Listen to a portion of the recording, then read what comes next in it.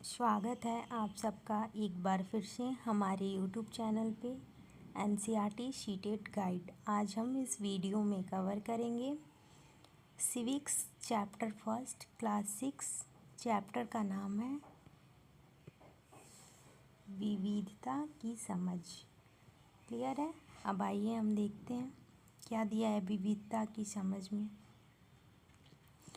अपनी कक्षा में चारों तरफ नज़र दौड़ाइए। क्या कोई ऐसा साथी है जो बिल्कुल आपकी तरह दिखती हो?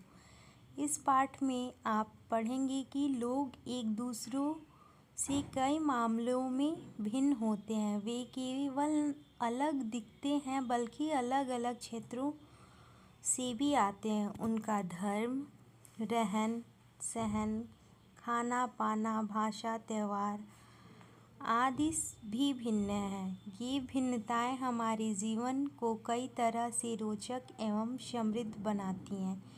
इन भिन्नताओं के कारण ही भारत में विविधता या अनेकता हमारे जीवन को किस तरह बेहतर बनाती है। भारत इतनी विविधताओं वाला देश कैसे बना?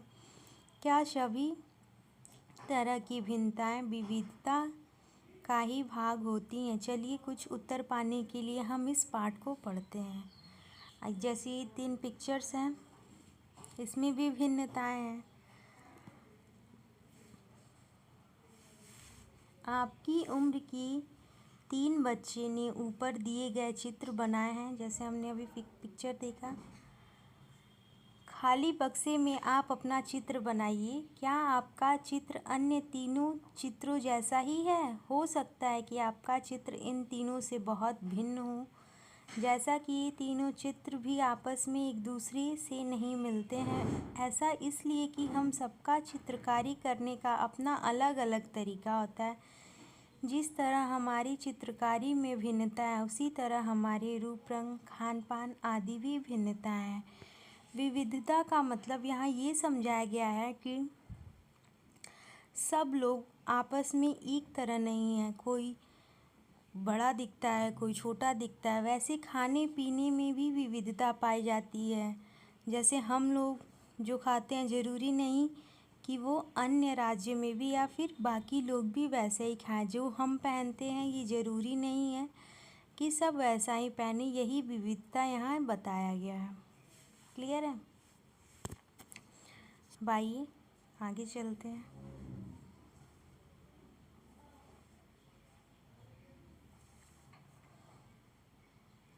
अपनी अध्यापिका की सहायता से यह पता कीजिए कि आप में से कितनी साथियों के जवाब एक जैसे हैं। क्या कक्षा में कोई ऐसी साथी भी है जिसकी सूची आपकी सूची से हूबहू मिलती है? शायद नहीं हो। हालांकि ऐसा होगा कि कई साथियों के कुछ जवाब आपके जवाबों से मिलते जुलते होंगे। कितने साथियों का आपके जैसा किताब पढ़ना पसंद होगा? आपकी कक्षा के विद्यार्थी कुल मिलाकर कितनी भाषाएं बोलते हैं? इनसे सब तक आपको यह अंदाज़ा हो गया होगा। कई मामले में आप अपने साथियों की तरह और कई मामलों में आप उनसे बिल्कुल अलग। यहाँ बताया जा रहा है कि हो सकता है जो मुझे पसंद हो वो आपको भी पसंद हो, लेकिन ये ज़रूरी नहीं है। ये 100% श्योर नहीं है जो मुझे पसंद हो वो आपको भी पसंद है। ये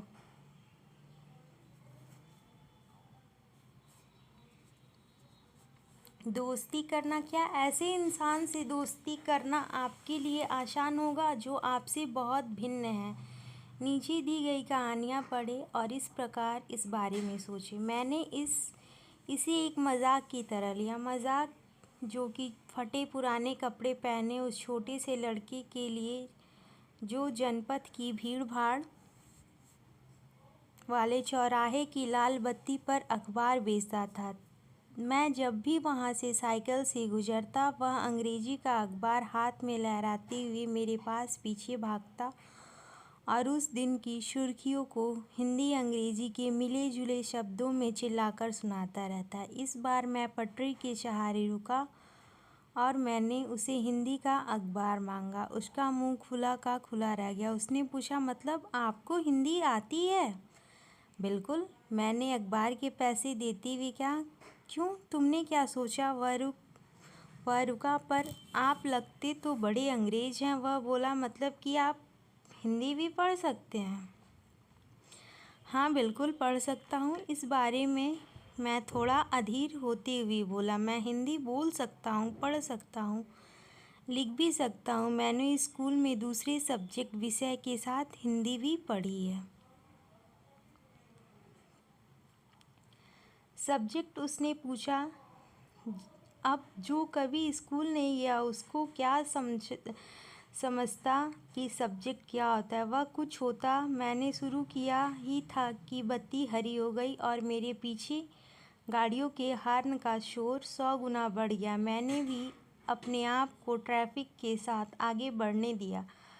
अगले दिन वह फिर से वहाँ पर था। वहाँ मुस्कुरा रहा था और मेरी तरफ हिंदी का अखबार बढ़ाते हुए उसने कहा, भैया आपका अखबार, अब बताइए ये सब्जेक्ट क्या है? अंग्रेज़ी में यह शब्द उसकी ज़ुबान पर अजीब लग रहा था। ऐसा लग रहा मानो अंग्रेज़ी में सब्जेक्ट शब्द को दूसरा अर्थ है, प्रजा उस अर्थ में उसका प्रयोग कर रहा है। ओह, यह कुछ पढ़ाई लिखाई से संबंधित है, मैंने कहा। उसकी बात चूँकि लाल बत्ती हो गई, सो मैंने पूछा, तुम कभी स्कूल गए हो? कभी नहीं, उसने जवाब दिया। फिर बात बढ़ाते उसने गर्व से कहा, मैं जब इतना ऊंचा था तभी से मैंने काम करना शुरू कर दिया। उसने मेरी साइकिल की गद्दी के बराबर अपने आप को नापा। पहले मेरी माँ मेरे साथ आती थी, लेकिन अब मैं अकेले ही कर लेता हूँ। अभी तुम्हारी माँ कहाँ है? मैंने पूछा। पर तब तक हरी बत्ती हो गई और मैं चल पड़ा। मैंने उसे अपने पीछे कहीं से चिल्लाते हुए सुना। वह मेरठ में है। उसके साथ बाकी ट्रैफिक के शोरगुल में डूब गया। मेरा नाम शमीर है, उसने अगले दिन कहा। बड़े शर्माते हुए मेरा नाम पूछा। आपका नाम, ये तो बड़ा आश्चर्य की बात थी। मेरी साइकिल डगमगाई। मेरा नाम भी शमीर है, मैंने बताया। क्या? उसकी आंखें एकदम से चमक उठी। हाँ, मैंने मुस्कुराते हुए कहा। तुम्हें पता है शमीर का अर्थ हवा, पवन और पवन पुत्र है। जानते हो ना हनुमान? तो अब से आप समीर 1 और मैं शमीर 2। उसने खूब खुश होते हुए कहा। हाँ ठीक है, मैंने जवाब दिया और अपना हाथ आगे बढ़ाया। हाथ मिलाओ शमीर। उसका छोटा सा हाथ मेरे हाथ में एक नन्ही चिड़िया की तरह समा गया। मैंने साइकिल चलाकर आगे बढ़ चुका था, पर उसके हाथ की गर्माहट अब तक महसूस कर रहा था। अगले दिन उसके चेहरे पर उसकी चिर परिचित मुस्कान नहीं थी। मेरठ में बड़ी गड़बड़ हो गई थी, उसने कहा। वहाँ दंगों में बहुत लोग मारे गए हैं। मैंने मुख्य अखबार की सुर्खियों की तरफ देखा। बड़े बड़े अक्षरों में लिखा था, सांप्रदायिक दंगे। लेकिन समीर, मैंने शुरू किया ही था। मैं मुस्लिम शमीर हूँ, वह बोल पड़ा। और मेरे सभी लोग मेरठ में। उसकी आंखें भर गई जब मैंने उसके कंधे पे हाथ रखा। उसने नज़र ऊपर नहीं उठाई। समीर, एक और समीर में कोई 3 अंतर लिखिए। क्या ये अंतर उन्हें दोस्त बनने से रोक पाए? अगले दिन वह चौराहे पर नहीं था, ना उसके अगले दिन वहाँ दिखा, और आगे फिर कभी अंग्रेज़ी या हिंदी कोई अखबार मुझे नहीं बता सकता कि मेरा शमीर 2 आखिर कहाँ गया। जहाँ शमीर को अंग्रेज़ी ज़्यादा अच्छी आती थी, वहीं समीर को हिंदी बोलता है। हालांकि दोनों की भाषाएं अलग थी, फिर भी दोनों एक दूसरे से बात कर पाए। उन्होंने इसके लिए प्रयास किया क्योंकि उनके लिए बात करना महत्वपूर्ण था। शमीर 1 और शमीर 2 की धार्मिक व सांस्कृतिक पृष्ठभूमि भी अलग है। जहाँ शमीर 1 हिंदू है, वहीं शमीर 2 मुसलमान है। दोनों में दोस्ती हुई क्योंकि दोनों दोस्ती करना चाहते थे। खान पान, पहनावा, धर्म, भाषा आदि ये भी भिन्नताएं विविधता के पहलू हैं। ये देखिए, कहानी के माध्यम से आप लोगों को बताया गया है कि विविधता के अंतर्गत हमारा खाना, पान, पहनावा, धर्म, भाषा आदि ये सब विविधताएं के अंतर्गत आती हैं। ये विविधताएं के पहलू हैं। क्लियर है? अपनी विविध धार्मिक और सांस्कृतिक पृष्ठभूमि के अलगाव, शमीर और 1 और समीर को कई अन्य मामलों में भी एक दूसरे से अलग थे। उदाहरण के लिए समीर ने एक स्कूल में पढ़ाई की थी, जबकि समीर 2 अखबार बेचता था। समीर 2 का स्कूल जाने का मौका मिला ही नहीं। आपने संभवतः अपने इलाके में ऐसे कई लोगों को देखा होगा जो गरीब हैं, जिनकी भोजन, घर और कपड़े की ज़रूरतें कभी पूरी नहीं हो पाती। यह फ़र्क उस फ़र्क से अलग है जिसके बारे में हमने पहले पढ़ा। यह विविधता का रूप नहीं है, बल्कि गैर बराबरी का रूप है। जैसे अमीरी और गरीबी, ये विविधता का रूप नहीं है, ये गैर बराबरी है। गैर बराबरी का मतलब है कि कुछ लोगों के पास ना अवसर, ना ही ज़मीन या पैसे जैसे संसाधन जो दूसरों के पास है। इसीलिए गरीबी और अमीरी विविधता का रूप नहीं है। ये इम्पोर्टेंट पॉइंट, कभी भी गरीबी और अमीरी विविधता का रूप नहीं है। आप लोग नोट कर लेंगे। यह लोगों के बीच मौजूद असमानता यानी गैर बराबरी है। जाति व्यवस्था असमानता का एक और उदाहरण है। इस व्यवस्था में समाज को अलग अलग समूहों में बांटा गया। इस बंटवारे का आधार था कि लोग किस तरह का काम करते हैं, लोग किस जाति में पैदा होते थे, उसे बदल नहीं सकते। उदाहरण के लिए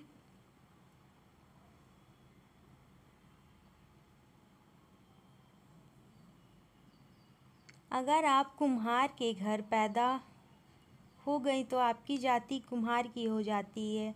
आप बस वही बन सकती हैं। कोई व्यक्ति जाति से जुड़ा अपना पेशा भी नहीं बदल सकता। इसलिए उस ज्ञान के अलावा किसी अन्य ज्ञान को हासिल करना ज़रूरी नहीं समझा जाता था।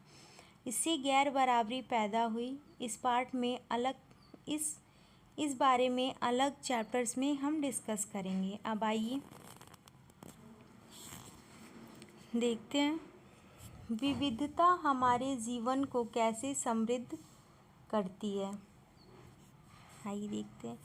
जैसे समीर और एक और समीर 2 दोस्त बने, ठीक वैसे ही आपकी भी सहेलियाँ होंगी जो आपसे बहुत अलग होंगी। शायद उनके घर में अलग अलग खाना खाया होगा, उसके साथ अलग अलग त्यौहार मनाए होंगे, उनके कपड़े पहन कर देखे होंगे और थोड़ी बहुत उनकी भाषाएं भी सीखी होंगी। कहानी बनाना भी पसंद होगा। एक अच्छी कहानी पढ़ने से हमेशा खुशी मिलती है। उसको पढ़कर और ज़्यादा कहानियाँ बनाने के लिए नए नए विचार मिलते हैं। जो लोग कहानियाँ लिखते हैं वे विभिन्न स्रोतों, किताबों, वास्तविक जीवन और कल्पना से प्रेरणा लेते हैं।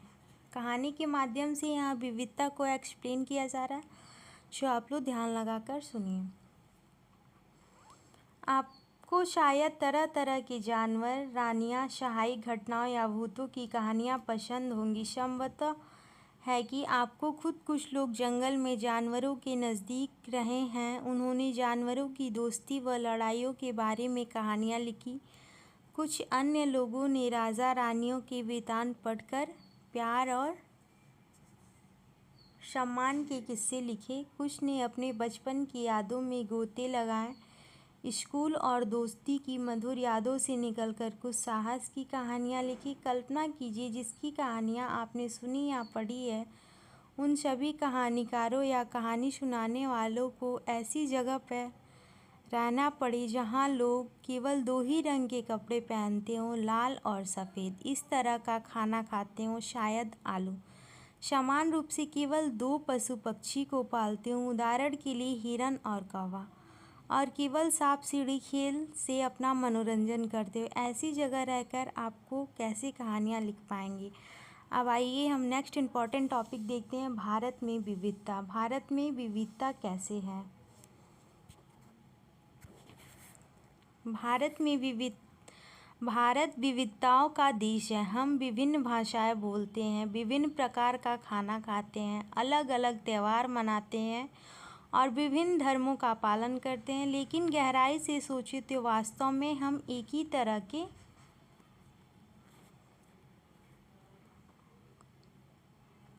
चीज़ें करते हैं, केवल हमारे करने के तरीके अलग हैं। अब आइए नेक्स्ट पॉइंट, हम विविधता को कैसे समझें। हम विविधता को कैसे समझ सकते हैं। आइए पढ़ते हैं और समझते हैं।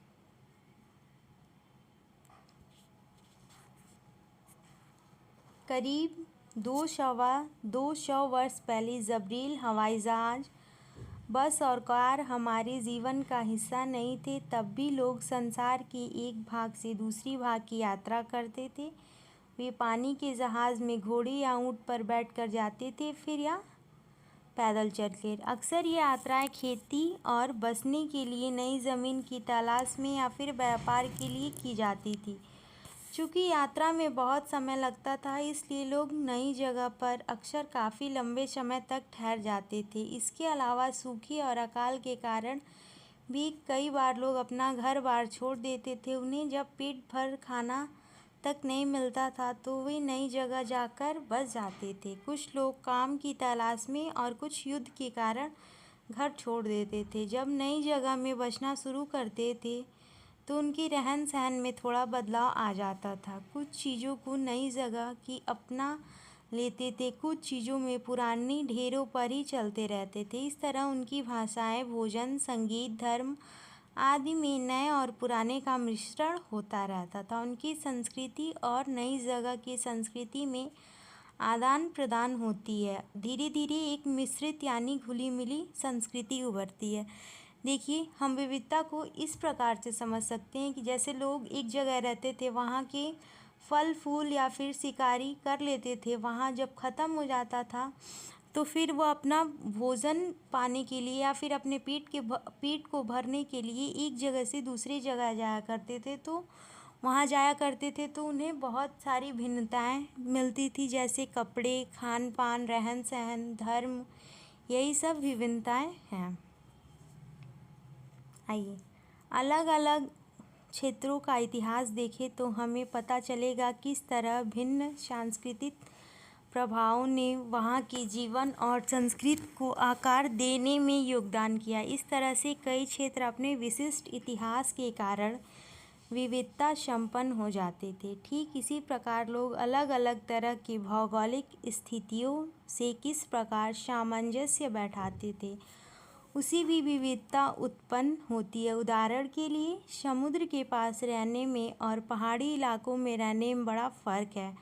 न केवल वहाँ के लोग कपड़े और खान पान के आदतों में फ़र्क होता है, बल्कि जिस तरह काम वे करेंगे उनका अलग हो वो भी अलग होगा। शहरों में अक्सर लोग यह भूल जाते हैं कि उनका जीवन उनके भौतिक वातावरण से किस तरह गहराई से जुड़ा है। ऐसा इसलिए कि शहरों में लोग विरले ही अपनी सब्जियां, अनाज उगाते हैं। वे इन चीज़ों के लिए बाज़ार पर ही निर्भर रहते हैं। जैसे विविधता, यहाँ एक उदाहरण दिया गया है, जो लोग शहर में रहते हैं और जो लोग गांव में रहते हैं। जो लोग गांव में रहते हैं वो क्या करते हैं, वो अपने अनाज को खुद ही उगाते हैं, जबकि शहर के लोग बाज़ारों पे निर्भर होते हैं। क्लियर है? अब नेक्स्ट आइए भारत के दो भाग लद्दाख और केरल के उदाहरण जाहिर करें या समझने की कोशिश करें कि किस क्षेत्र की विविधता पर ऐतिहासिक और भौगोलिक कारणों का असर पड़ा। हमें ऐतिहासिक और भौगोलिक कारकों से विविधता का पता लगाना है।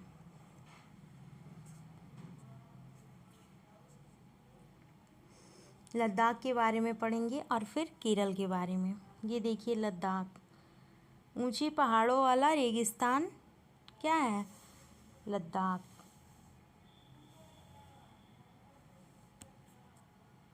लद्दाख तो व्यापार के लिए एक अच्छा रास्ता माना गया है, क्योंकि यहाँ कई घाटियाँ हैं जिनसे गुजर कर मध्य एशिया के काफ़िले उस इलाके में पहुँचते थे जिसे आज तिब्बत कहते हैं।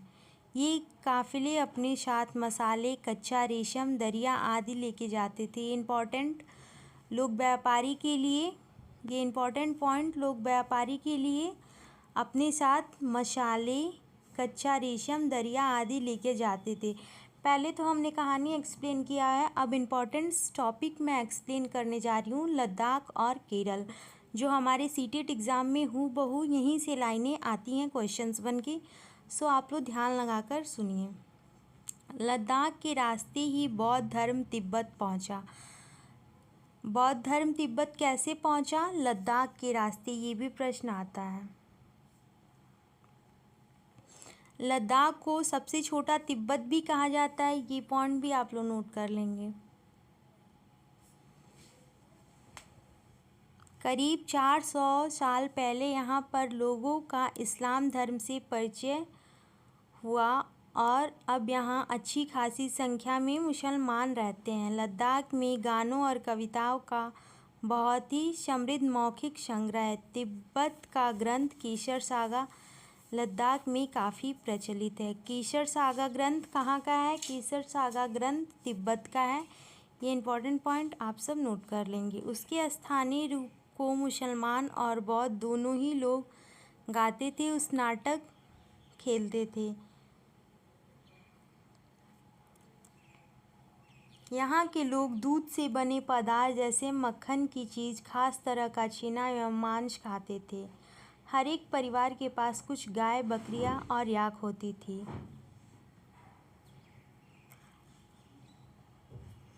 लद्दाख में एक शाल बुना जाता है, उस शाल को पश्मीना शाल। ये भी पॉइंट आप लोग नोट कर लेंगे। अब आइए केरल के बारे में पढ़ते हैं। केरल भारत के दक्षिण पश्चिम कोने में बसा हुआ राज्य, एक तरफ समुद्र से घिरा और दूसरी तरफ पहाड़ियों से घिरा। केरल एक तरफ समुद्र से घिरा हुआ है और दूसरी तरफ पहाड़ियों से घिरा हुआ। इन पहाड़ियों पर विविध प्रकार के लोग मसाले जैसे काली मिर्च, लौंग, इलायची आदि उगाए जाते हैं।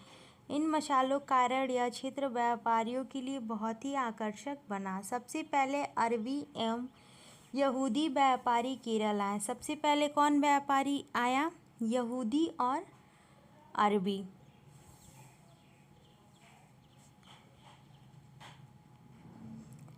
ऐसा माना जाता है कि ईसा मसीह के धर्मदूत संत थॉमस लगभग 2000 साल पहले यहाँ आए। वैसे तो ये सारे इम्पोर्टेंट पॉइंट हैं, आप लोग इसे नोट कर लेंगे क्योंकि डायरेक्ट यहीं से क्वेश्चंस हमारे सीटेट एग्ज़ाम में आते हैं।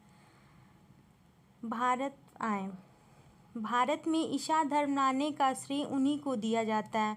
भारत में ईसा धर्म लाने का श्रेय संत थॉमस को ही दिया जाता है। अरब से कई व्यापारी यहाँ आकर बस गए। इब्न बतूता ने, जो करीब 700 साल पहले यहाँ आए, अपने यात्रा के वृतांत में मुसलमानों के जीवन का विवरण देते हुए लिखा कि मुसलमान समुदाय की यहाँ बड़ी इज्जत थी। वास्को डी गामा पानी के जहाज़ से यहाँ पहुँचे तो पुर्तगालियों ने यूरोप से भारत तक का समुद्री रास्ता जाना। इन सभी ऐतिहासिक प्रभाव के कारण केरल के लोग विभिन्न धर्मों का पालन करते हैं, जैसे यहूदी, इस्लाम, ईसाई, हिंदू एवं बौद्ध धर्म शामिल हैं।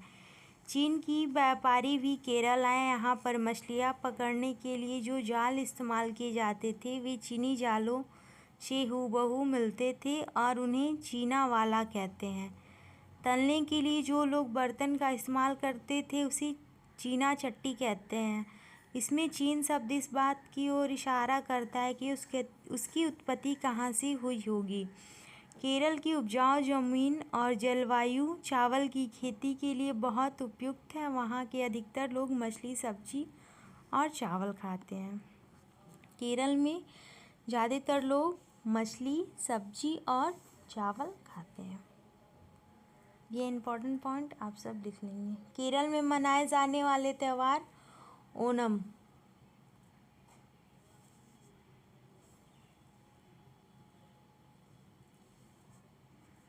इस प्रकार विविधता को देखा गया है।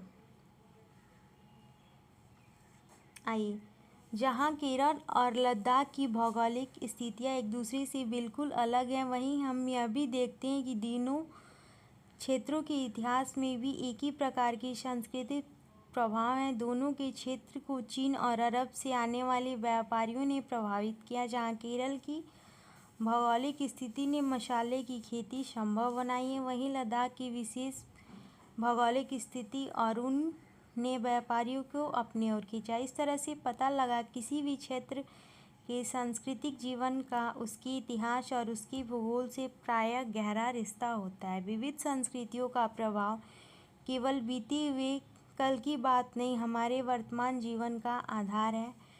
कि काम के लिए एक जगह से दूसरी जगह जाना, हर एक कदम के साथ हमारे संस्कृति, रीति रिवाज और जीने का तरीका धीरे धीरे उस नए क्षेत्र का हिस्सा बन जाते हैं जहां हम पहुंचते हैं। ठीक इसी तरह अपने पड़ोसी से हम अलग समुदाय के लोगों के साथ रहते हैं। अपने रोज़मर्रा के जीवन को हम मिलजुल कर काम करते हैं और एक दूसरे के रीति रिवाज और परंपराओं में घुल मिल जाते हैं। यहाँ कुछ कविता की लाइनें दी गई हैं, आप लोग पढ़ के इसे समझ लेंगे।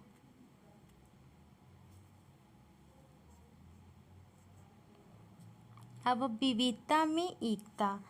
विविधता में एकता, आइए पढ़ते हैं। भारत में विविधता या अनेकता में उसी की ताकत का स्रोत माना गया है। जब अंग्रेजों का भारत पर राज था तो विभिन्न धर्म, भाषा और क्षेत्र की महिलाओं और पुरुष ने अंग्रेजों के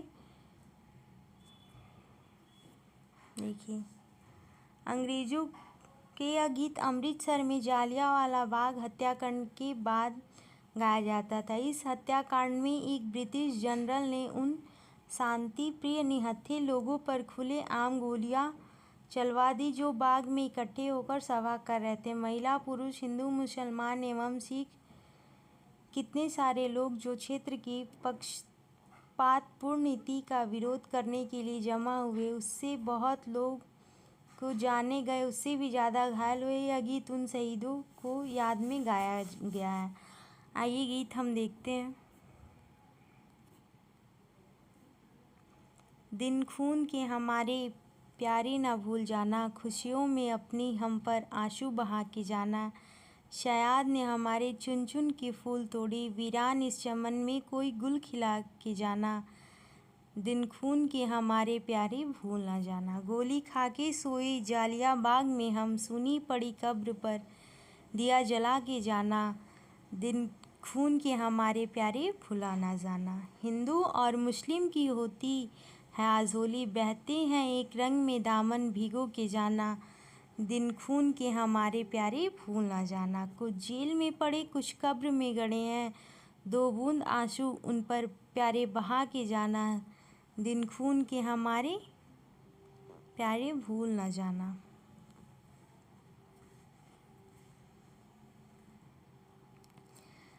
जवाहरलाल नेहरू ने अपनी किताब भारत की खोज में लिखा है, भारतीय एकता कोई बाहरी से थोपी हुई चीज़ नहीं, बल्कि यह बहुत ही गहरी अंदर अलग अलग तरह के विश्वास और प्रथाओं को स्वीकार करने की भावना। इसमें विविधता को पहचानना और प्रोत्साहित किया जाता है। यह नेहरू जिन्होंने भारत की विविधता